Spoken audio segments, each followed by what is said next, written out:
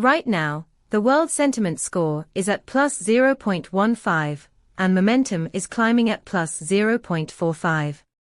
This spike is intriguing because it signals a significant shift in sentiment, especially when you consider the current geopolitical landscape. Typically, we see lower scores during times of uncertainty, but this is a strong positive signal, suggesting a collective optimism in certain regions. With our API, you get real-time access to this data, including 20 semantic clusters that provide context around the sentiment.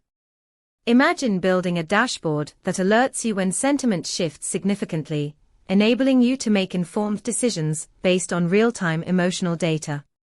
To dive deeper, visit pulsebit.logenterprise.com/docs and start harnessing the power of sentiment data today.